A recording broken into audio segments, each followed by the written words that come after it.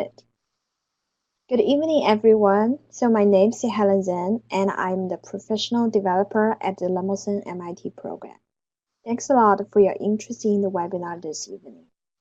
Today, we will talk about how to build and manage teams to create invention projects. Welcome you all. As a lot of you are aware of, since last October, we have been offering a series of free webinars once every 2 weeks.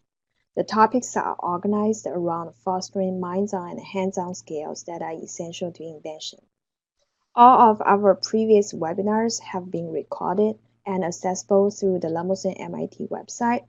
If you go to our website and look under the Resources tab, you will find a link to all the webinars and the slides. After this webinar, we will send out a separate email about how to access the recording of this webinar and also register into the next webinar. The next webinar will be about how to work with batteries during invention. Please keep an eye on that. For today's webinar, we have set up a chat window for you to post your questions. At the end of our presentation, we will have about 5 minutes to answer questions. You don't need to turn on the microphone on your computer.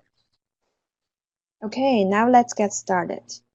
Just to briefly introduce our program. The Lemelson-MIT Program is a multi-faceted program for inventors at all ages. We have over 15 years of experience working with teachers and students through our invention education programs. Specifically, we have JV Invent Team Grants Initiative, which works with middle school teachers and students, and Invent Team Grants Initiative, which work with high school teachers and students. This evening, I'm very happy to invite Bob Richards to share his experience of building and leading an invention team. A little bit introduction of Bob. Bob is a business, marketing, and technology teacher teaching at the Stockbridge High School in Michigan. He's an experienced robotics teacher and has been teaching the underwater robotics class for over 16 years. Before becoming a teacher, Bob has served in the Army for 20 years. In 2016, Bob led the all-female Stockbridge High School invent team. So welcome, Bob. Can you tell us more about the invention and your team? Sure. Our invention was an underwater camera system that had water quality monitoring sensors built in. So, in addition to the video camera, it could record temperature, depth, pH, which was important to the study we worked on, dissolved oxygen, and conductivity.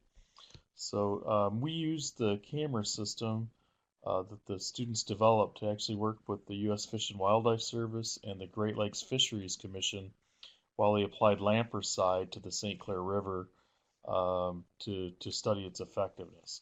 And then our cameras were used not only to monitor the sea lamprey, but to also monitor the other aquatic life in the area to ensure that they were not harmed by the lampricide that was put down. So it was once again, it was a project that the female students initiated and followed through for the whole year. It was an amazing experience, and it's led to a lot of other opportunities for our students and our school. Yeah, Bob, that's amazing invention. I know your teams now are working to further their inventions, and you guys just presenting in New Orleans. Can you share a little bit about that? Sure, I literally just got back this afternoon at about 2 o'clock from New Orleans. I had a group of 6 students presenting at a conference called Underwater Interventions in New Orleans, where they presented their invention and talked about the advancements that they've made in it and a project that they have coming up next year. One of the biggest advancements is that the students continue to develop the product and have since applied for a U.S. patent on the product with the help of the Microsoft Corporation. Um, and now they're planning to take that camera system to American Samoa in November of 2018 to work with the National Marine Sanctuary and conduct a baseline bottom fish study in a fishing area that's about 300 foot below the surface of the ocean. Wow. That's amazing, Bob. I really wish you guys can have the patent and so that more organizations and companies can use your invention to monitor closely more invasive species in the Great Lake area. Yeah, great. So before we talk more about teamwork, first let's just briefly review the invention cycle. We envision that in modern times, more and more inventions will be completed through teamwork. Literally all the processes and steps we see in invention cycles need to be completed through a teamwork. For example, team members need to work together to agree on what kind of problems they want to solve. They want to decide what directions or what approaches they want to try first during invention. And even for people, who they want to ask for feedback once they have their invention prototypes. All these kind of things, kids need to work together to reach a consensus in this. And for the invention teams, students can enter the invention cycle from different background and with different expertise. For example, some students may have an arts background, some others may have coding experiences, participating in a robotics club, or some other students may had experience taking some classes on entrepreneurship or some career and tech ed classes. So each of the students will bring in different expertise and perspectives. Together, they will collaborate to invent. Bob, I know your students kind of have different expertise. Can you talk about their expertise? Sure. And it's really varying, and they all bring something a little different to the table. We use the underwater robot more as a hook to get people interested, but it's much more than that. We ended up getting kids that have video skills and photography skills as part of our team, and we've put them to work creating videos and entering film festivals. We have students that have interest in business. Maybe they've taken an accounting class or a marketing class, and they've become part of our business team. We have other kids that hook us up on social media and run our team Facebook page and Twitter accounts. Um, we have kids that are into CAD and 3D printing that handle that for our team.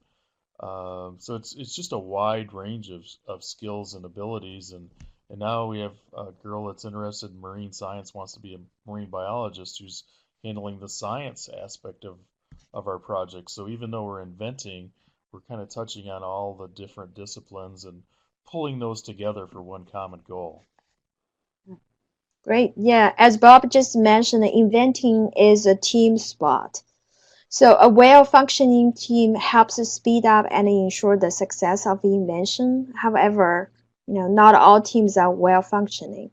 When a team doesn't function well, problems will start. For example, students may don't trust each other, they don't appreciate the work of their teammates, and more seriously, they may not commit to the work.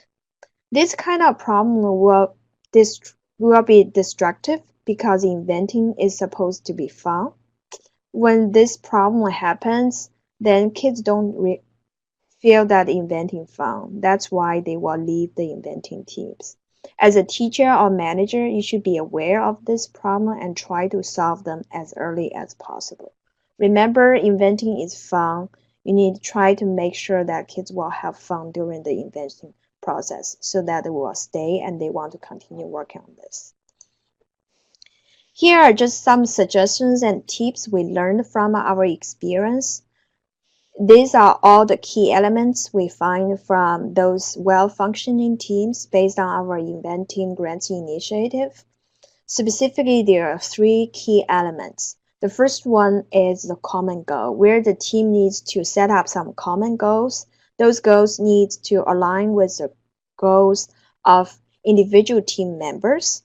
In invention teams, often students kind of start with a relatively big problems.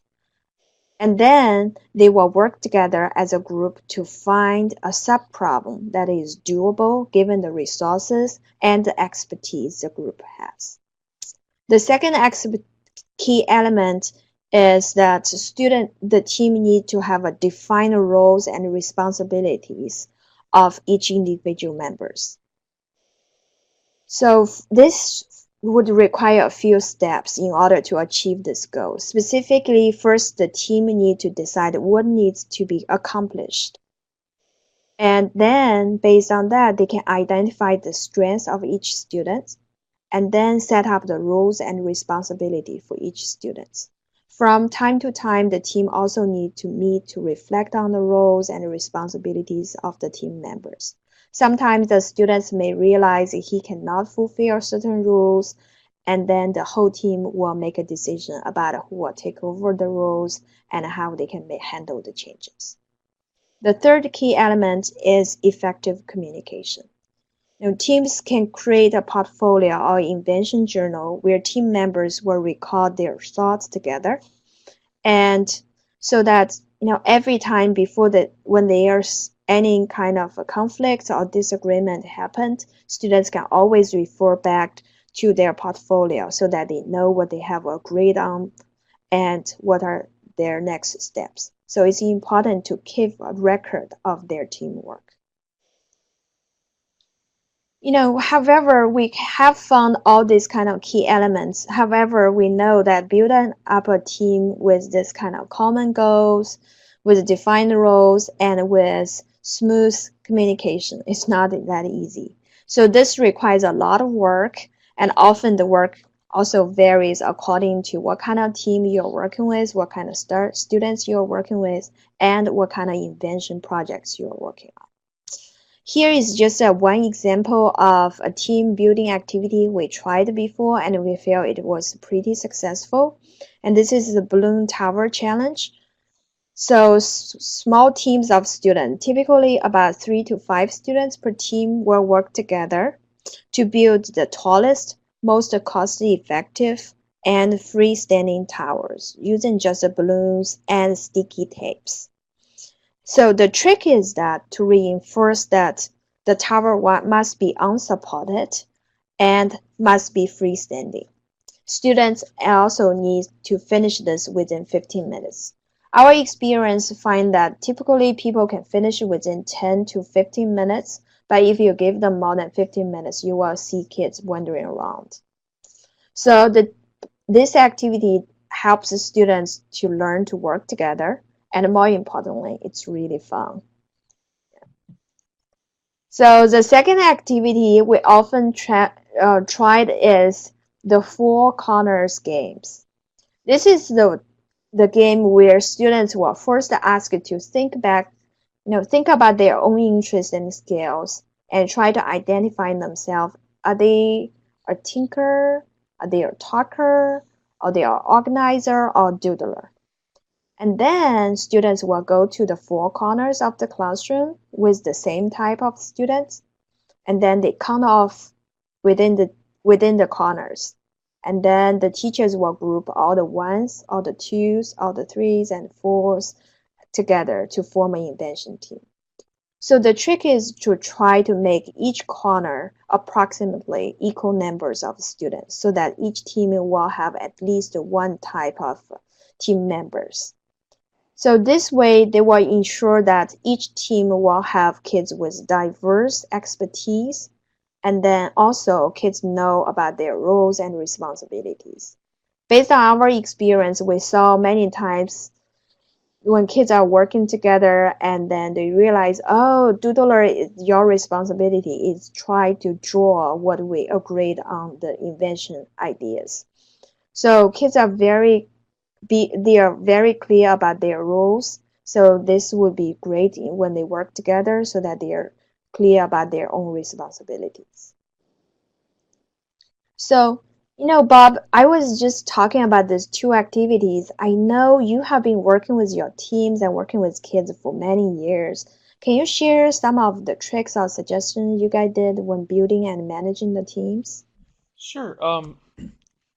First off, I do use both of those exercises in my classroom, the balloon tower and the four corners exercise, especially with my seventh and eighth graders. That's a great place to get started. I would just caution all the other teachers to remind your colleagues around you because the funnest part is at the end when they get to pop all the balloons. But we don't want to scare anybody away. Um, we tend to run our program kind of on the sports team model and take the best from that. And what I mean is we have a K through 12 STEM program in Stockbridge, and we have a dedicated K through second grade STEM teacher, a dedicated third through sixth grade STEM teacher, and then I teach the seventh and eighth graders as well as some of the high school STEM classes. And we all work together and are on a similar sheet of music, and it allows us to kind of recruit. Like when we were varsity coaches, we would look at the younger students coming up, whether they were on the freshman team or the eighth grade team, and kind of guide them into our varsity programs. So I tend to do that with selecting the members of my Invent team or encouraging them to sign up. I have the luxury of having my Invent team as a class during the day as part of the elective curriculum at our school. One of the nice things about that is it allows more students to participate. A lot of times a club excludes the athletes in your school. And with having it as part of the curriculum, we feel that we have a more diverse classroom membership, and we have, the kids that are in band or the kids that may be on a first robotics club or track or whatever. They're all together in the classroom and not competing against those extracurricular outside of school activities.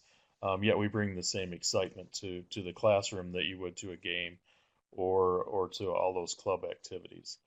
Um, so the other thing, we do some unusual team building activities in our Invent team. As you can see on the bottom there, one of them is scuba training, and this is done outside of school, usually during the summer for the returning or new incoming members, and it gives them a shared experience outside of the norm of school that they kind of build their team around. So they've gone through the same challenges. Um, they've experienced something completely different, but together, and it helps to build a stronger team, we've found. And then the other thing, I run my classroom more as a team or a business as opposed to a traditional classroom. So after the first couple of days of a semester, you'll see less of me doing direct instruction and probably little to no direct instruction and more facilitating team or class meetings, which we'll talk about on the next slide. Um, as Helen mentioned earlier, we like to have a division of labor and specific roles for members on the team. And they typically self-select into the roles. I mean, whether they're the accountant or the marketing person or an engineer or a designer, a doodler, if you will, a CAD person, or a recorder, whether it be a photographer or a videographer or somebody doing the documentation. So we like to have defined roles of the team. And rather than a lot of school projects, unfortunately, where the smart kid in the group does all the work and everybody else sits around and watches and gets the same credit, we divide up the labor and assign specific roles and hold those people responsible for getting the task done. Not necessarily doing the whole task themselves, but being responsible to ensure the team gets a specific job done. One way we do that is through periodic design reviews, both formal ones where they will present to an outside audience or outside mentors, but also informal ones that we do in class on smaller tasks and subtasks. Um, Another thing that we do, as I said, once the students are running the class, we do a stand-up meeting, a briefing at the beginning of each class where each individual student tells what they're planning to do that day, what tasks they're working on, who's responsible, and how we're going to measure success. And then at the end of the day, we come together for the last 5 to 10 minutes and go over what went well, what we need to improve on, and what needs to be accomplished before the next class session. And if we have to do any homework, if we have to assign tasks that need to get done, whether it's calling sponsors or calling suppliers or tracking down equipment after school, or if it is traditional homework. And you can see we do that same process by the pictures there at the bottom. We use that same process when we're working in the field. These particular photos are when my team was working in the Republic of Palau in the Western Pacific Ocean. And on the left is a morning briefing before we got started. There's a little math instruction in the middle. We're actually using trigonometry to locate where to anchor our boat so we could work on two wreck sites at the same time. And then at the end of the day, debriefings by some very tired students. Um, but it all comes together and makes for some beautiful teamwork. I guess next slide, please. One thing that we've learned throughout our team is this technique of how do you critique your peers and your partners, your teacher, your friend, without destroying their motivation or making them mad. And one thing we like to use is the sandwich technique. Um, so if you picture your sandwich with two pieces of bread and then the meat in the center, if you will, we like to start out by praising the individual and their work and finding something good in what they've done. And then whatever criticism or critique we have is the meat that's in the center. You know, I like that you took the initiative to build the camera housing. However, if I was doing it, I would do it this way, and then finish up with another praise. Can we work together? And, you know, you have such great technical skills. I know I couldn't do this myself, but let's see if we can change a couple of the things that the team doesn't agree on. So we try to use that when we're critiquing each other's work, and it really seems to work. And I've noticed when the kids don't like what I've done, they use the same technique on me, and it's a little easier for me to swallow as well. Next slide, please. Um, Usually where our differences occur are during the prototyping phase because these kids have amazing ideas and a lot of different ideas. Um, and so how do we choose the best one? So we use different prototyping methods, whether it's sketching or, as you can see on the left, a computer design model, a 3D model, or then printing them out with a 3D printer, cardboard, PVC models, sometimes wood models. Um, and then we compare those. And you know, each kid has a different design, and you know, 9 out of 10 times, neither one of them is perfect, and they'll end up combining their methods, as you can see in the center there.